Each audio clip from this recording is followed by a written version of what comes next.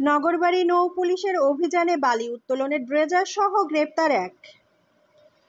পাবনার নগরবাড়ি নৌ পুলিশ ফাঁড়ির অফিসার ইনচার্জ আতিকুল হকের নেতৃত্বে ও সাব ইন্সপেক্টর মোস্তাফিজুর রহমানের সহযোগিতায় সঙ্গীয় ফোর্স সহ বুধবার ভোররাতে যমুনা নদীতে বিশেষ অভিযান চালিয়ে আমিনপুর থানাধীন ঢালাচর নামক স্থানে যমুনা নদীর পাড়ে অবৈধভাবে বালি উত্তোলনের সময় একটি বাংলা কাটার সহ কাটারের দায়িত্বে থাকা ঢালাচর ইউনিয়নের আখনাই পূর্বপাড়ার মৃত আবুল হোসেন প্রামাণিকের ছেলে উম্বার প্রামাণিককে গ্রেপ্তার করে নগরবাড়ি নৌ পুলিশ।